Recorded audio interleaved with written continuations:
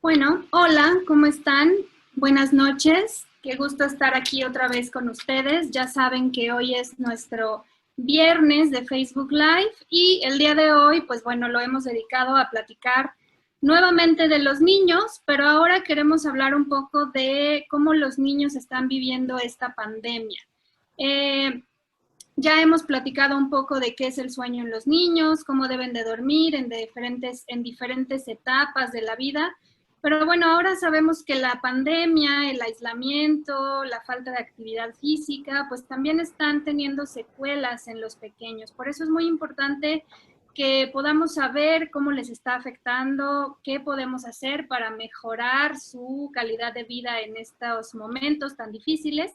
Y para esto, el día de hoy nos acompaña una de las médicas adscritas a nuestro Centro de Sueño y Neurociencias, y ella es la doctora Ilia Espíndola Jaramillo. Ella es psiquiatra y paidopsiquiatra, y el día de hoy va a estar aquí platicándonos un poco de su experiencia con la ansiedad y con la depresión. ¿Qué tal, Ilia? ¿Cómo estás? Buenas noches. Hola, buenas noches. Un gusto estar con ustedes y poder hablar de este tema que creo que sí es de gran relevancia en nuestra población y que a lo mejor no hemos tomado tanto en cuenta, pero los niños pues sí se han visto muy impactados por la situación actual, ¿no? Y todos los cambios a los que se han tenido que presentar. Bueno, pues para empezar, me gustaría que nos expliques un poquito qué es la ansiedad y qué es la ansiedad específicamente en los niños, porque me parece que esto es un trastorno que pues por mucho tiempo pensamos que solo le pasaba a los adultos y los niños pues son ahí como las víctimas silenciosas. Entonces, explícanos un poco qué es la ansiedad. Bueno, la ansiedad realmente es una respuesta completamente normal de nuestro cuerpo, es una emoción que todos en algún momento experimentamos y que es necesaria también, ¿no? Es una respuesta de alerta de nuestro cuerpo y que nos indica que algo está sucediendo y que tenemos que responder en el momento, ¿no? Entonces, es una respuesta normal que todos vamos a vivir en algún momento, sobre todo en situaciones en las que nos identificamos con algún cambio o en algún peligro. Es cuando nuestro cuerpo se alerta y sabe que tiene que responder, ¿no?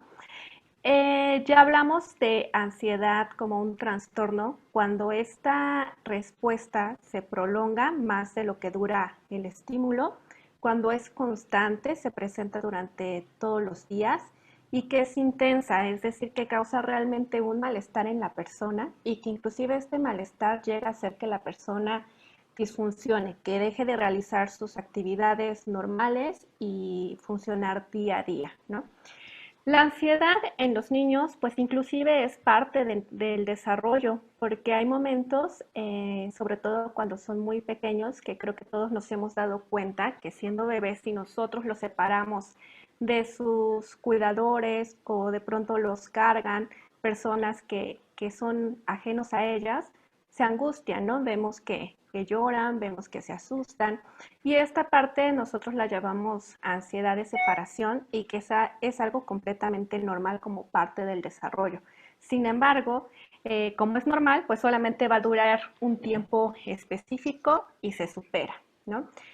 Conforme los niños van creciendo y se van enfrentando a distintas etapas de desarrollo, sus miedos, los temores y la ansiedad va a ir cambiando. Generalmente cuando son pequeñitos se va a presentar esta ansiedad de separación, que es el hecho de mantenerse alejado o tener esta incertidumbre de la presencia continua de su cuidador.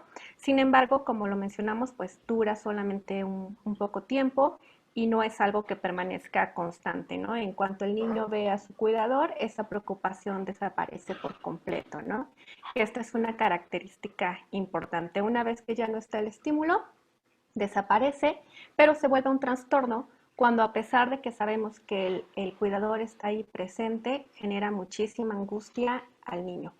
Más adelante, cuando están en la primaria, cuando son preescolares, sus miedos empiezan a cambiar. Por ejemplo, empiezan a tener miedo a los monstruos, a fantasías, ¿no? Y todavía les cuesta un poquito de trabajo discernir entre la realidad y la fantasía, pero también es una etapa que se va superando. Entonces, como vemos, pues es algo normal que todos vamos a experimentar, que sí está presente desde muy pequeñitos A lo mejor llama más la atención en los adultos porque los adultos lo pueden expresar más, pueden identificar y pueden decir qué es lo que están sintiendo y los niños no. Los niños también les cuesta mucho trabajo expresar sus emociones, identificarlas y por lo tanto en los niños suele manifestarse más a través de su cuerpo, a través de alteraciones en su cuerpo como el que se muerdan las uñitas, el que alcances que habían ido teniendo en su desarrollo se estanque o se empiecen a ir para atrás, por ejemplo, niños que ya lograban el control de esfínteres, lo empiezan a perder y empiezan a tener nuevamente eventos de pipí en la noche o durante el día. Son niños que se quejan mucho de dolores de cabeza, de estómago, ¿no? Entonces yo creo que va mucho en relación a que los niños no lo pueden expresar y solamente llama la atención cuando estos síntomas ya se hacen muy constantes y cuando hace que el niño realmente la pase bastante mal.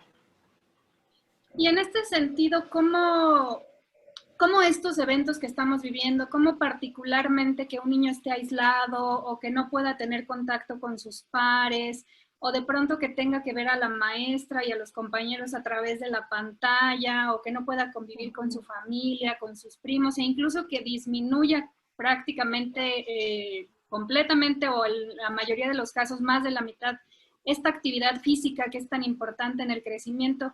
Estos podrían ser detonadores. ¿Cómo esto afectaría el estado de ánimo de un niño? Ujú.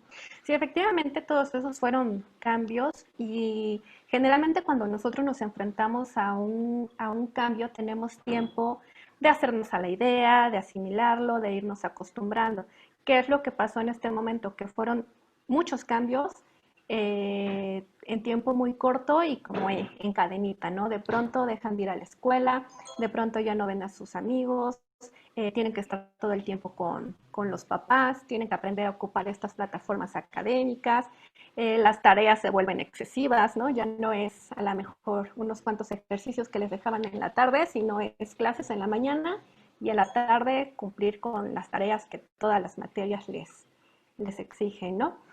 Entonces, bueno, inicialmente yo creo que es importante hablar de cuáles son las reacciones esperadas ante todos estos cambios y que serían completamente normales, para a partir de ahí poder decir cuáles o en qué momento ya empieza a ser un trastorno o pueden empezar a ser síntomas que nos hablen de un trastorno, ¿no? Lo esperado ante todos estos cambios y reacciones normales en los niños pues inicialmente es la preocupación, ¿no? Por todos los cambios que están viviendo, el no saber si van a regresar a la escuela, si van a volver a ver a sus amigos, la situación económica de los papás, ¿no? O de pronto ver que los papás están angustiados. De ahí es esperado que los niños empiecen a generar muchísimas preguntas, ¿no? Es normal que los niños estén preguntando y cuestionando continuamente a los papás sobre qué es lo que está pasando, si el hecho de que una persona se enferme es igual a que tiene COVID o que va a fallecer o que no la van a volver a ver, o si a todos en su familia les puede suceder, si ellos se pueden enfermar, ¿no? Y bueno, también a partir de ahí empieza a surgir el miedo en los niños. Cuando ellos empiezan a tener miedo, pues están más alerta, buscan estar más cerca de los papás, se sobresaltan ante cualquier evento, ¿no? Puede aumentar su apetito, puede empezar a disminuir el sueño o buscar el dormir con los papás, pueden empezar a tener pesadillas. Y bueno, también es esperado que los niños comiencen a sentirse tristes o desanimados o que empiecen a llorar al externar cómo se sienten, ¿no? Hablando en este momento de que tanto el miedo como la tristeza pues son emociones normales que todos experimentamos e inclusive pues obviamente durante esta pandemia, ¿no? Esa incertidumbre, la tristeza y pues es esperado que los niños también lo vivan con nosotros.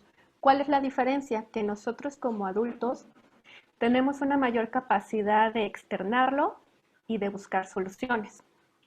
La diferencia con los niños es que ellos únicamente sienten estas emociones, pero de acuerdo a su desarrollo todavía no van a tener esa capacidad para poder resolverla o para buscar estrategias o para armarse de herramientas y poder sobrellevarlo, ¿no? En esta parte es cuando los papás, pues sí, son una parte fundamental porque a través de ellos es cómo nosotros vamos a poder regular a los niños y cómo los vamos a enseñar a sobrellevar esta pandemia, ¿no? Si los niños ven que sus papás están tranquilos, que logran regular sus emociones, que no gritan frecuentemente, que se comunican con ellos, pues entonces a los niños les van a dar una sensación de que están protegidos, de que pueden tener confianza hacia ellos y externar cualquier duda y sentirse seguros, independientemente de lo que lleguen a escuchar por las redes sociales, por amiguitos o por noticieros, aunque a lo mejor de manera externa ellos perciban que hay un caos o que la gente está muy angustiada, si ellos observan que en casa la familia está tranquila y que ven a los papás seguros y estables, pues entonces se les va a transmitir completamente esta información a los niños y ellos no van a tener una respuesta mayor a lo que esperamos que se presente, ¿no? Esto, claro, hablando de niños que tienen un desarrollo pues normal, que tienen familias funcionales, que no han tenido mayor problema. Pero también aquí viene una parte importante, que es tomar en cuenta a aquellos niños que las situaciones o sus situaciones de vida han sido diferentes, ¿no? Por ejemplo, los niños que antes de la pandemia, pues a lo mejor ya habían perdido o estaban en duelo, o los niños que cursan con alguna enfermedad, o que alguno de sus papás está enfermo, o niños que acababan de vivir una separación o una disfunción familiar. Entonces, en estos niños, pues sí, definitivamente la evolución o lo esperado va a ser diferente, ¿no? En ellos, lo que acabamos de mencionar probablemente ya se haya vivido mucho tiempo antes y entonces ahorita el aislamiento, el confinamiento, no sé, a lo mejor si son niños que viven violencia intrafamiliar y ahora el estar pues una exposición continua, pues les va a generar mayor angustia, mayor preocupación, mayor tristeza, ¿no? Entonces, creo que también esto es un punto importante para poder diferenciar en qué momento un niño va a necesitar un mayor apoyo. Y bueno, ahora que mencionas esto, nosotros como recomendaciones a los adultos siempre les decimos que no es recomendable sobreexponerse a la información. En el caso de los niños, ¿qué información sí deben de tener? Porque, bueno, finalmente siempre hay controversia entre lo que les tenemos que contar, lo que tienen que saber y lo que no. Entonces, entiendo que el papel de los papás, pues bueno, es proteger, es dar esta seguridad, pero ¿qué información sí tenemos que darles? Y por otro lado, qué estrategias puedo empezar a implementar, ¿no? A lo mejor si ahorita como mamá te escucho y digo, con razón mi hijo está comiendo más, o entonces eso de que se está mordiendo las uñas, por ejemplo, ¿qué pequeñas herramientas o tips nos podrías dar para que todos los padres de familia o profesores que están lidiando con esto puedan empezar a hacer alguna intervención antes de que esto pues evolucione a algo que ya no sería normal, ¿no? Uh-huh. Dentro de lo más recomendable para los papás es siempre tener esa disponibilidad y tiempo para hablar con los niños, ¿no? Sobre todo, pues, de la pandemia, que es el tema que ahorita estamos abordando y que, pues, preocupa a esta población. Resolver todas las dudas y al resolver todas las dudas hay que hacerlo con la verdad, hay que hacerlo, pues, con la realidad que estamos viviendo y la información que nosotros le vamos a brindar al niño tiene que ser muy acorde a la edad que tiene el niño. Porque si tiene una edad pequeña y yo le doy muchísima más información, como por ejemplo, pues es que han habido tantos enfermos, tantos fallecimientos, no hay una cura, ¿no? Entonces eso realmente el niño pues se va a angustiar, porque solamente va a empezar a ver aquello que no se puede resolver y pues él tampoco lo puede hacer. Entonces únicamente se va a quedar con esa preocupación y ese miedo sin poder resolverlo. Entonces únicamente hay que decir la información totalmente necesaria para responder la pregunta del niño y que pues esa información no sea exagerada, pero que sí sea acorde a la realidad, ¿no?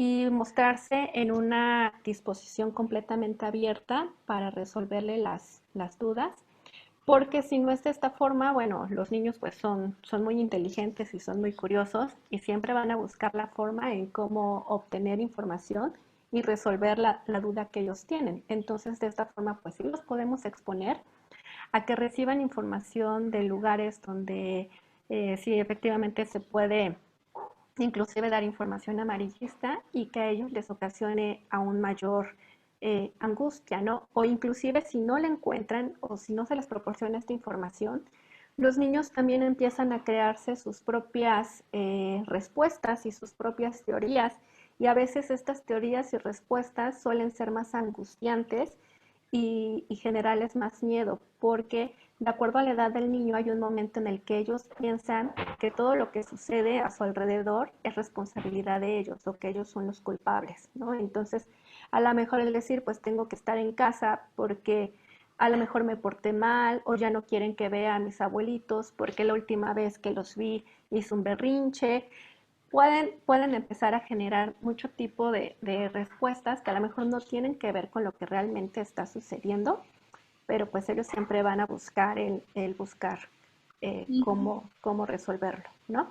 Entonces sí, la disponibilidad de tiempo, el siempre decir la verdad, hablar acorde a la edad de desarrollo del niño y bueno, estar al pendiente también de cómo responde al confinamiento, ¿no? Si vemos que a lo mejor ese miedo o esa tristeza o esa preocupación ya no solamente está presente a lo mejor cuando escuchan alguna noticia o cuando se habla de alguien conocido que se contagió y que al contrario estas preocupaciones ya están completamente instaladas y se presentan durante todo el día, que están muy inquietos, que no quieren estar solos. Bueno, entonces ahí sí hay que poner mucha atención en las preocupaciones que ellos tienen, darles el tiempo para que las hablen, porque al hablarlas nosotros vamos a conocer su contenido y a partir de ahí podemos ayudarles a resolver esa preocupación, ¿no? Y decirles si es verdad, si es factible o si definitivamente no lo es, ¿no? Por ejemplo, si un niño dice, bueno, pues escucha que alguien de su familia o algún conocido pues tiene COVID, entonces él puede empezar a tener este pensamiento de que toda su familia se puede contagiar o puede fallecer.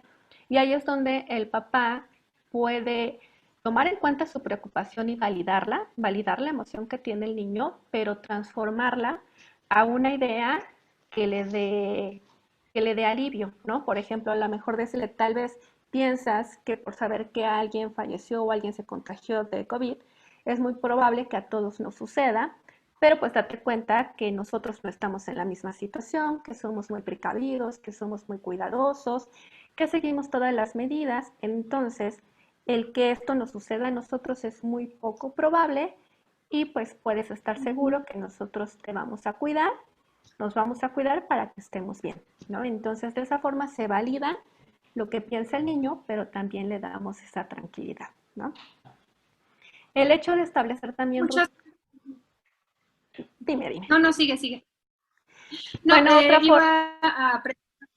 En, en este sentido de, ahora que tocabas esto de la enfermedad y que hace un momento hablabas de que hay en ocasiones niños que ya han pasado por el duelo, pues va mucho de la mano esa preocupación, ¿no? A lo mejor los niños se enteran de que hay personas que están muriendo, si hay algún familiar o algún amigo.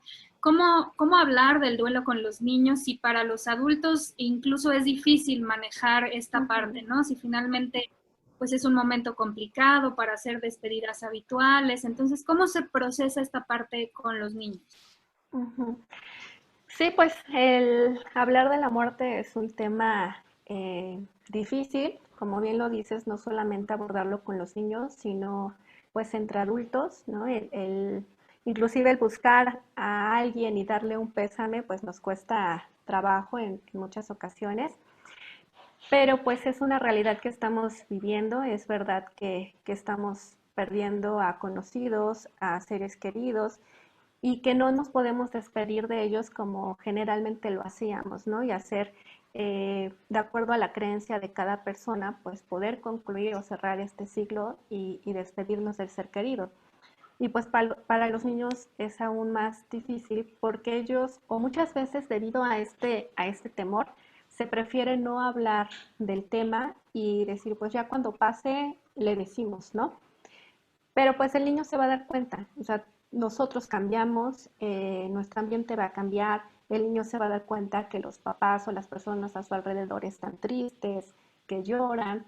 Entonces, pues lo mejor es, como lo mencionaba hace un momentito, hablar con la verdad y decir qué es lo que está sucediendo, ¿no? Si bien no es fácil, pero pues también tenemos que permitir que el niño empiece a vivir este duelo. El, para hacerlo, pues sí es importante determinar un tiempo específico y que sea únicamente para hablar con ellos, que no estemos corriendo, que realmente contemos con el tiempo necesario para que si surgen dudas, pues nosotros podamos resolverlas con todo el tiempo que se requiere o consolar al niño en ese momento. Y bueno, algo que sí es muy importante, yo creo que son el dejar muy claro tres conceptos que pues definen a la muerte, que significa que la persona ya no va a regresar, que el cuerpo de la persona dejó de funcionar y que pues es un evento que sí le sucede a todas las personas. Porque si nosotros lo hablamos de manera muy simbólica o metafórica, también de acuerdo al nivel de desarrollo del niño puede ser que no nos lo comprenda, ¿no? Si nosotros le decimos es que se fue al cielo o quería estar con Dios, entonces pues el niño a lo mejor en algún momento va a decir, bueno, y pues ¿cuándo vamos al cielo nosotros para visitarlo? ¿O por cuánto tiempo fue? ¿No? O asociarlo con que a lo mejor Dios se enojó y se lo quiso llevar, o si yo me enfermo es igual a que me va a pasar lo mismo, ¿no? Entonces, sí, el dejar muy claro estos tres términos con los niños sí es muy importante. A veces no los decimos porque no queremos ocasionar sufrimiento en ellos, pero a veces lo único que hacemos es crear mayor angustia e incertidumbre en ellos y a lo mejor ideas que pues realmente no lo son. Entonces, siempre hay que dejar muy claro estas tres características de la muerte y ya después a lo mejor hablar sobre cómo es que de acuerdo a cada religión tenemos el concepto de muerte o cómo nosotros llevamos la muerte y cómo nos despedimos de los seres queridos. Pero antes sí es muy importante dejar estos tres términos en claro y bueno, a partir de ahí, pues nos da oportunidad de escuchar qué siente el niño, qué es lo que piensa, qué le gustaría decir a la persona que ya no va a ver, promover que él exprese sus emociones, ya sea con dibujos, ya sea con cuentos, a través de su juego. Y a partir de ahí, sobre todo en el juego y en el dibujo, si nosotros les pedimos que nos expliquen su dibujo, nos pueden dar mucha información de cómo se están sintiendo, de qué es lo que están pensando. Inclusive en el juego, bueno, pues también ellos nos narran cómo lo viven. Y a partir de ahí nosotros también podemos ser esos personajes que los consuelan y que les dan esas palabras de aliento, ¿no? Hay que permitirnos también sentir las emociones junto con ellos, porque también es una forma en cómo nosotros les vamos a enseñar a los niños cómo responder ante la pérdida de alguien, ¿no? Si nosotros no nos permitimos llorar, si no nos permitimos decir que estamos tristes, pues entonces el niño puede asociar a que cuando perdemos a un ser querido no hay que hablar de eso, no hay que llorar, no hay que sentirse triste, ¿no? Entonces, al contrario, yo creo que sí hay que motivar la expresión de cómo nos estamos sintiendo, porque al fin y al cabo pues va a ser un duelo que vive toda la familia y que lo hace más asimilable cuando lo vivimos en conjunto que separados. O sea, nuevamente la idea es, pues vamos a validar las emociones, ¿no? Bueno, ya tenemos aquí algunas preguntas. Muchas gracias a los que están conectados, a los que nos están viendo. En un momento vamos a pedirle a la doctora que nos ayude a responder las preguntas.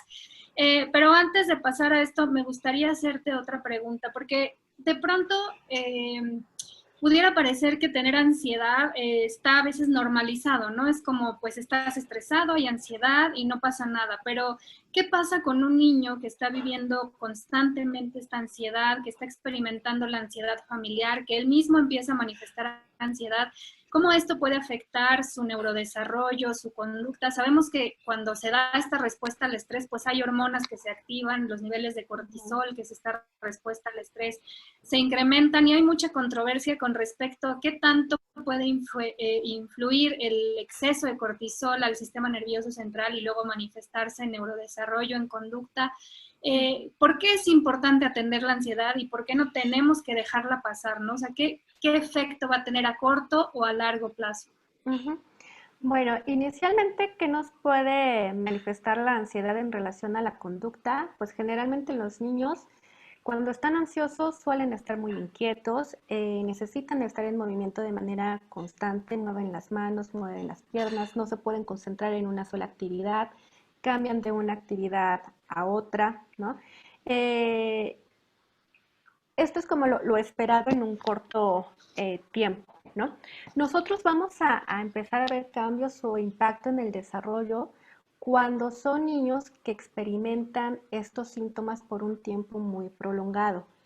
O sobre todo también cuando la ansiedad no solamente es un solo trastorno. Por ejemplo, hay niños que pueden cursar con un trastorno de ansiedad, más aparte con una fobia específica y más aparte con un trastorno de ansiedad generalizado, ¿no? Y aparte se puede sumar una depresión, ¿no? Es muy común que los niños que tienen ansiedad, casi el 25% también desarrolla un trastorno depresivo, ¿no? Entonces, aparte a esta inquietud, se agrega el que están muy irritables, el que empiecen a tener una conducta oposicionista, el que hagan rabietas de manera frecuente, el que se quieran aislar, ¿no?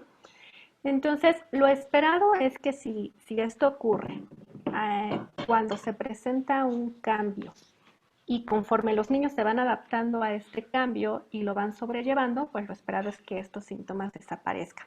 Pero cuando no es así y son niños que aparte tienen otros antecedentes que los hacen más vulnerables, como el hecho de tener familia que también ya haya tenido algún trastorno psiquiátrico o que el niño curse con alguna enfermedad médica o cuente con una familia disfuncional o madres que, por ejemplo, han tenido depresión durante el embarazo. Digamos que todos estos son puntos que se van sumando al niño para hacerlo vulnerable y para que sea más factible que desarrollen un trastorno de ansiedad y que este trastorno de ansiedad sea crónico, que dure pues mucho más tiempo y sobre todo que tarde en ser diagnosticado, ¿no? Cuando se exponen a un periodo crónico es cuando sí pueden haber afectaciones en su desarrollo, por lo que mencionabas, precisamente el aumento de cortisol, la disminución de serotonina, de noradrenalina, el aumento de glutamato. Esto sí impacta en ciertas estructuras de nuestro cerebro. Principalmente se ha visto que la amígdala pues, es hiperfuncionante, está muy activa y una de las estructuras que son de las más afectadas es el hipocampo. El hipocampo es una estructura muy importante que se encarga de la atención, que se encarga de la memoria. Entonces, cuando los niños son expuestos a mucho tiempo a estas sustancias como el cortisol, sí se ha visto que estas estructuras disminuyen su tamaño. Entonces el niño pues le cuesta muchísimo más trabajo poner atención, aprender a la escuela, tienden a aislarse, no buscan a sus pares para relacionarse. Entonces pues de esta forma se ven afectadas tres áreas de su desarrollo, ¿no? Tanto el cognitivo como el social y el emocional. Entonces entre más tiempo tardemos en detectar estos síntomas, pues sí las consecuencias van a impactar muchísimo más a los niños, ¿no? Porque inclusive los niños pueden empezar a los 6 años y ser diagnosticados hasta los 15 años, cuando pues su conducta llama más la atención, ¿no? Se aíslan más, empiezan a tener conductas autolíticas o inclusive intentos suicidas, ¿no? Y eso es hasta ahí cuando les llama la atención a los papás y cuando empezamos a abordar el padecimiento y saber cuándo inició, pues el niño ya lleva por lo menos unos 9 años viviendo estos síntomas. Sí, pues qué interesante porque justamente a veces por minimizar los síntomas, a veces pues ya los puedes detectar a lo mejor en la adolescencia, cuando pues ya se van a ver otras conductas de riesgo, en fin.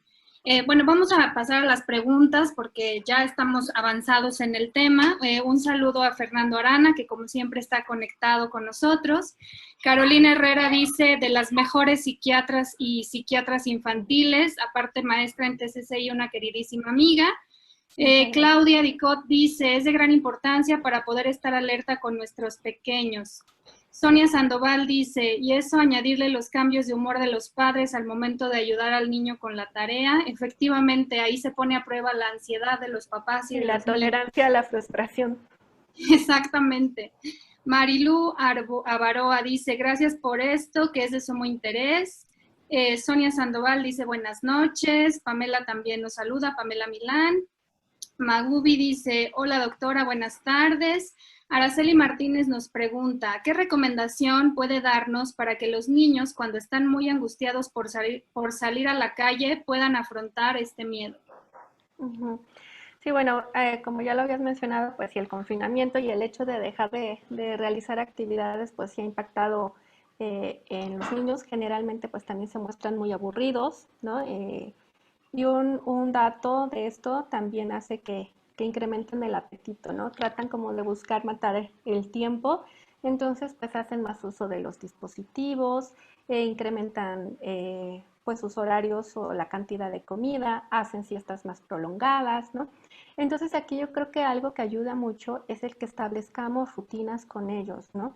El tratar de adherirnos lo más que se pueda a la rutina a la que estaba acostumbrado el niño, ¿no? Desde la hora de levantarnos, la hora pues que iban al colegio, obviamente pues ahorita no lo hacen, pero a lo mejor ocupar ese tiempo para que él repase sus temas o hagan tareas que algunos colegios mandan, o inclusive también hay colegios que están llevando talleres o cursos para verano, respetar sus horarios de comida. Se recomienda que por lo menos sean unas 3 horas de actividades recreativas para los niños, ¿no?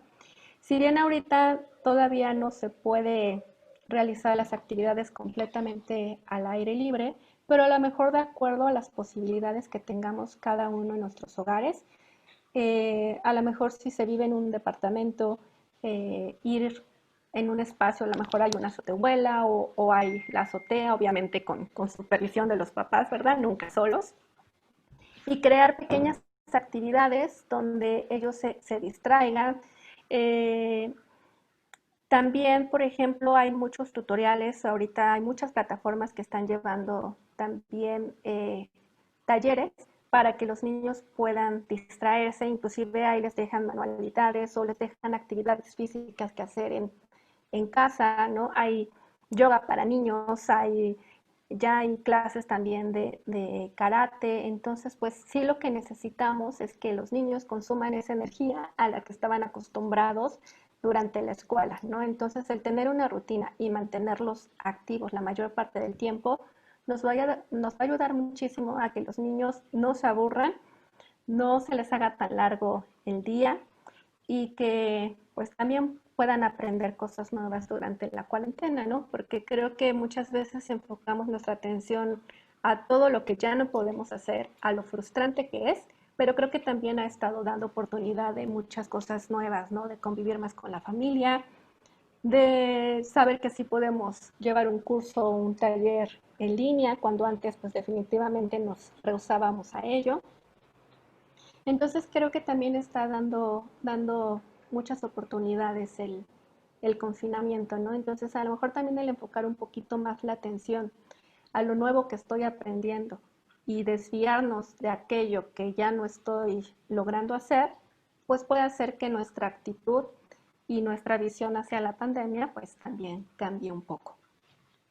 Y esto que decía, que preguntaban, eso creo que también está muy frecuente, más bien es común en los papás, ¿no? O sea, este miedo a salir. Entonces, también hay por ahí niños, adolescentes, adultos que ya tienen miedo a salir nuevamente a la calle, ¿no? Obviamente todavía no es momento de reactivar la vida, pero bueno, sí, sí se pueden hacer algunas salidas con precaución, etcétera, pero ¿qué pasa cuando ya hay miedo a salir? ¿Esto también ya puede ser parte de un trastorno de ansiedad?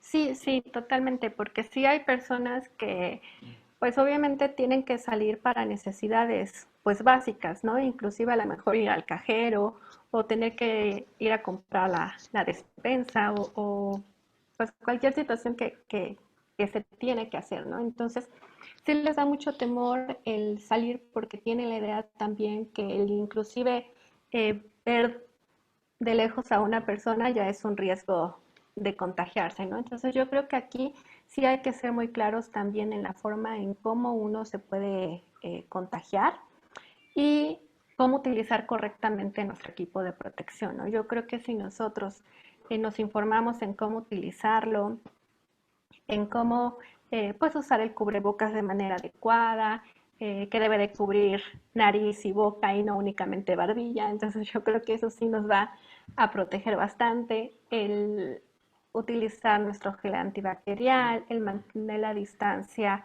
de metro y medio, pues sí aclararles que eso nos va a ayudar mucho y que no significa que el virus, bueno, esté flotando en el aire todo el tiempo, ¿no? Sino que realmente debes de tener un factor de riesgo o un contacto más cercano para que realmente te puedas contagiar, ¿no? Entonces yo creo que el aclarar mucho estas dudas y ser muy claros en cómo es la transmisión y cómo nos podemos proteger, ayuda a que la persona pues también no se sienta en este estado de hipervigilancia, ¿no? Porque también creo que aquí influye mucho el tiempo que las personas dedican a empaparse de la información de la pandemia, ¿no? Porque a veces es tanta la información que recibimos de tantos medios y de tantas formas que en lugar de que esa información nos tranquilice, al contrario, ¿no? Nos alerta más y nos inquieta más. Yo les digo que es como si estuviéramos o ponen a su cuerpo como si estuviera con una alerta sísmica de manera constante, ¿no? Cuando suena la alerta sísmica, pues nos activamos y sabemos que tenemos que buscar un lugar seguro. Pero bueno, lo hacemos porque sabemos que va a venir un temblor y que no sabemos de qué magnitud va a ser. Pero una vez que deja de sonar la alarma y a lo mejor se da o no se da el temblor, pues mi cuerpo nuevamente regresa a su estado basal, a esa tranquilidad. Pero lo que pasa en este momento es que no se regresa nuevamente a esa basal, a esa tranquilidad, sino que continuamente estamos prendiendo esa alerta sísmica y hacemos que nuestro cuerpo se esté activando pues, las 24 horas, ¿no? Tan solo con el hecho de decir si abro la puerta y pasa un vecino, pues entonces yo ya estoy más que expuesto a tener COVID, ¿no? Y no necesariamente es de esa forma. Entonces yo creo que sí el buscar esa información correcta y no saturarnos de tanta información también nos ayuda a no estar en este estado de hiperactivación. Gracias. Rosalba Castro nos dice, buenas noches, ¿se puede considerar como ansiedad cuando ellos mueven siempre uno de sus pies y de qué manera se puede ayudar si este fuera un síntoma? Uh-huh. Sí entra dentro de los síntomas de ansiedad esta inquietud que habíamos mencionado, el que continuamente se estén moviendo, cambien de actividad, eh, pero como mencionamos también puede ser normal, ¿no? Es algo que inclusive nosotros como adultos lo podemos vivir y aquí lo importante es cómo vamos a ayudar al niño a canalizar esa preocupación, esa ansiedad o esa inquietud, ¿no? A lo mejor en ese momento podemos hacer unas técnicas de respiración con él para que se pueda relajar un poco, hablar sobre cómo se está sintiendo, si en ese momento hay algo que le preocupa y pues sí, conocer cómo es esta preocupación y cuál es su contenido para ver si realmente la preocupación que él tiene es algo factible o está siendo un poco mayor por la fantasía que le llegan a poner, ¿no? Entonces, sí, con los niños el realizar actividad física pues dentro de casa en estos momentos y también combinarlo con actividades relajantes, pues nos puede ayudar a que el niño también exprese o externe esa ansiedad y poco a poco se vaya regulando. Ahora, bueno, aquí también hay que diferenciar si esa inquietud se acompaña de más síntomas como el que no pueda dormir, el que no puede estar sin los papás, el que se muerda las uñas, dolores de cabeza, dolores de estómago, y que en vez de que veamos de que disminuya está aumentando, bueno, pues aquí sí ya tenemos que poner más atención y realmente descartar si ya se está volviendo un trastorno de ansiedad. Ok, gracias. Acá Patricio Torres nos dice, muy interesante tema. A veces parece que los niños no se enteran mucho de las cosas, pero merecen tener la información, el cuidado apropiado, efectivamente. Aquí hay algunas preguntas que van en la misma dirección, que tiene que ver con esto que estamos viviendo de los papás haciendo home office, los niños haciendo escuela en línea, y de pronto pues esto hace, como tú decías, que la paciencia, que la tolerancia, pues ahí se vean alterados. Entonces, ¿qué recomendaciones podrías darles a estas familias que de pronto se tienen que partir en tres y entonces los niños quieren jugar, pero también tienen que tener sus clases, los papás trabajan? O cómo, también por acá nos preguntan qué actividades lúdicas se pueden hacer en familia. Entonces, ¿cómo podemos tener este equilibrio, ¿no? Entre prestarles atención, pero que también cada uno tenga su espacio para realizar sus actividades? Sí, esto ha sido un poquito complicado porque sí, efectivamente, digamos que se empalman muchas actividades, ¿no? Entre sí los papás que tienen que estar en home office de 7 de la mañana a 6 de la tarde o inclusive más tiempo porque en muchas situaciones el home office está resultando más extenuante y más demandante que el horario de oficina. Y bueno, pues los niños también en que, bueno, ahorita ya no están llevando clases, pero cuando lo estaban haciendo y que también es una posibilidad de que a lo mejor el siguiente curso sea de la misma forma, tengan clases en la mañana, les pidan que estén conectados también con los papás y aparte hacer tareas por la tarde, ¿no? Entonces, sí de pronto hay como muchas actividades al mismo tiempo. Entonces aquí yo creo que lo que habíamos mencionado anteriormente de establecer rutinas sí nos va a ayudar muchísimo porque le vamos a empezar a dar una estructura al niño, inclusive hacer que participe un poco más dentro de las actividades o responsabilidades de casa, claro, de acuerdo a la edad que tenga el niño, ¿no? Por ejemplo, incluirlo en el aseo de casa o a lo mejor cuando la familia tenga que cocinar, bueno, pues también incluirlo en esa actividad, irlo enseñando o que ayude con pequeñas actividades dentro de la cocina.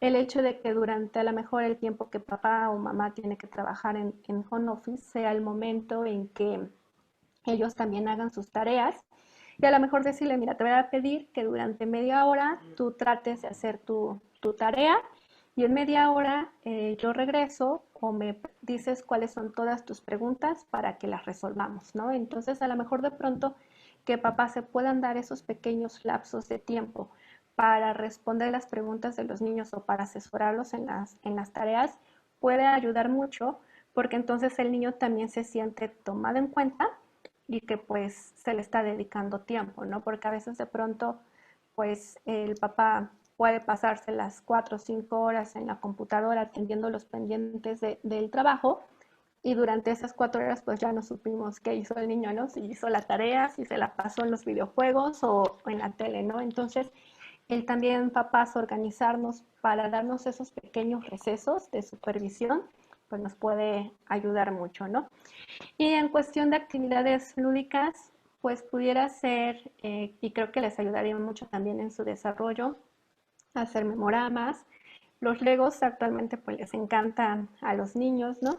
Inclusive también los videojuegos, la verdad es que yo estoy a favor de los videojuegos, claro, con un tiempo prudente, ¿no? Tampoco 5 horas, pero creo que en este momento están siendo una buena herramienta porque aparte de que estimulamos el desarrollo psicomotriz, es una forma en cómo en este momento los niños se están relacionando con sus pares, ¿no? Se conectan en determinado juego, hacen sus equipos y conviven. Y creo que esa parte también es muy importante y que no hay que dejarla atrás, el promover que los niños sigan en contacto con sus compañeros, sigan fortaleciendo esas amistades y sobre todo también en adolescentes, ¿no? Porque pues los adolescentes es una etapa en la que buscan su autonomía e independencia y aunque haya una muy buena relación con los papás, pues van a haber siempre temas que prefieren contar con alguien más, ¿no? Entonces, yo creo que sí es válido el permitirles que estén en contacto a través de las redes sociales,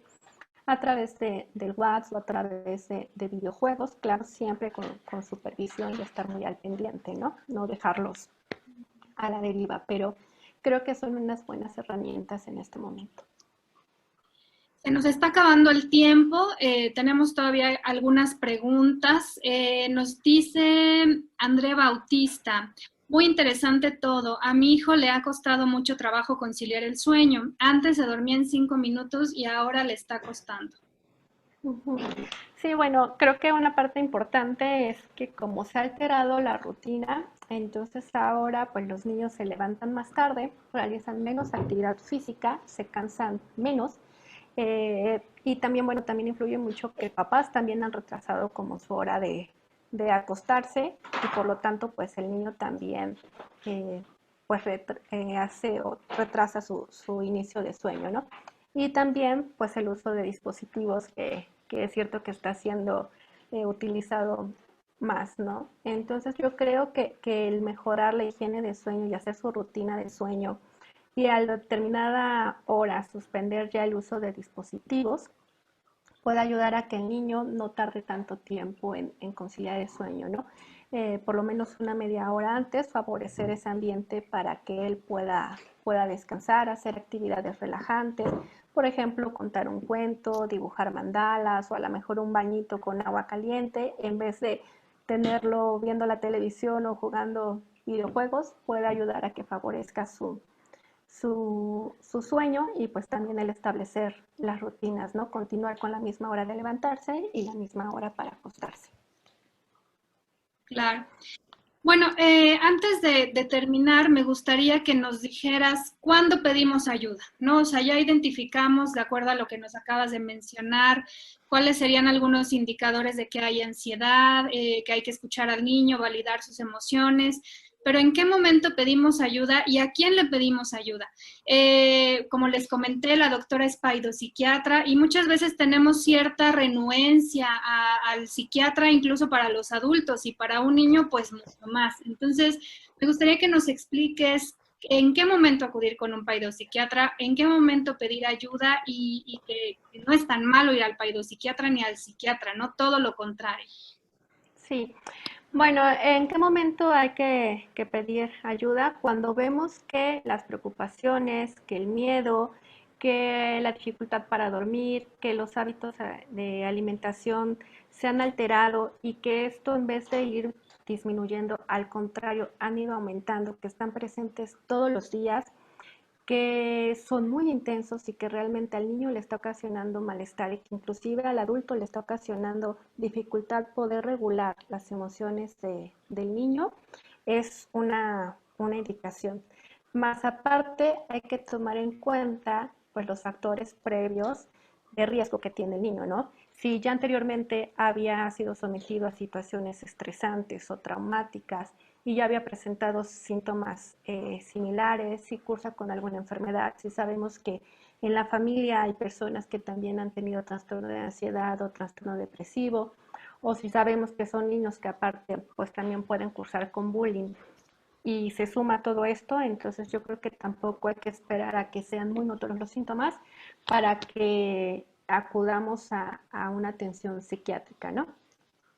Es cierto esta parte que mencionas que muchas veces se evita acudir a ya sea tanto a psiquiatras de adultos como de niños, porque tenemos esta información o educación de que la única forma en la que una persona tiene que ir al psiquiatra es cuando está loco, cuando no se puede regular por sí solo, ¿no?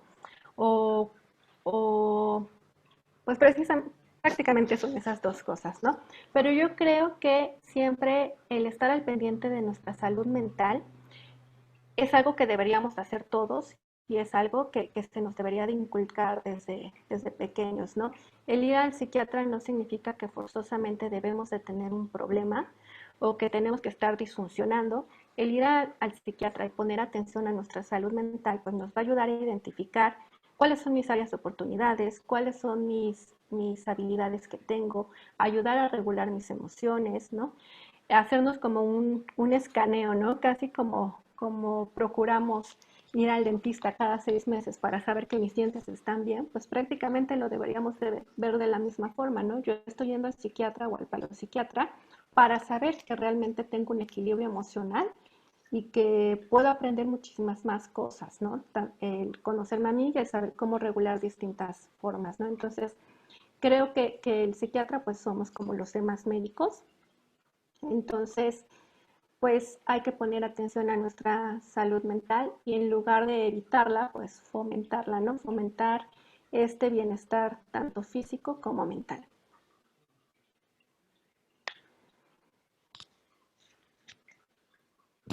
Efectivamente, pues hay que cuidar nuestra salud mental. Recuerden que esto que estamos haciendo cada viernes es pues dar algunas recomendaciones que podemos llevar para mejorar nuestra salud física, nuestra salud mental. Y hoy nos tocó hablar de los niños porque, bueno, resumiendo o puntualizando, pues los niños también sufren ansiedad. La ansiedad, si se vuelve algo repetido, pues puede afectar su conducta, su neurodesarrollo, su aprendizaje. Entonces vamos a ponerle atención a los niños. Si nosotros la estamos pasando mal, ellos también, entonces hay que escucharlos, hay que validarlos y hay que ayudarlos. Obviamente la situación no es fácil para nadie, pero si en familia podemos encontrar estrategias y cuando se salga de nuestras manos buscar ayuda, pues bueno, hay que hacerlo. Recuerden que la doctora es parte de nuestro grupo de trabajo en el Centro de Sueño y Neurociencias. Estamos especializados en atender trastornos del dormir, trastornos neurológicos y todo lo que tiene que ver con salud mental. Ella también está dando consultas en línea, así que la pueden encontrar en nuestras redes, en nuestra página y bueno, ella estará dispuesta a apoyarlos, perdón. Las preguntas que se quedaron aquí pendientes, la doctora nos va a ayudar a contestarlas y ya les estaremos dando respuestas. Muchas gracias nuevamente a todos por conectarse, por estar aquí. Recuerden que si hay algún tema de interés, con mucho gusto lo vamos a abordar. Hoy queríamos hablar un poquito también de la depresión en los niños, pero no nos dio tiempo. Se nos acabaron los minutos de hoy, pero bueno, ya lo plantearemos para un próximo Facebook Live. Y bueno, pues muchísimas gracias, Ilia, por acompañarnos. No sé si quisieras hacer alguna conclusión, algún comentario final, algo que haya hecho falta comentar. Bueno, pues también agradecer la invitación, un gusto poder brindar esta información y poder haber aclarado algunas de las preguntas que sé que todavía hay muchas personas que tienen muchas dudas y bueno, pues a la fecha yo creo que es algo que poco a poco todos vamos a ir aprendiendo y vamos a saber cómo manejar. Es la primera vez que estamos viviendo una situación así en todo el mundo y bueno, pues seguramente vamos a obtener información muy valiosa más adelante que nos prepare para vivir algún otro evento que se pueda presentar más adelante, que esperemos que no sea necesario, pero bueno, pues vamos a contar ya con la experiencia y la información. Pues muchas gracias. Recuerden que este es nuestro viernes de sueño y nos vemos la próxima semana. Hasta luego. Gracias, hasta luego.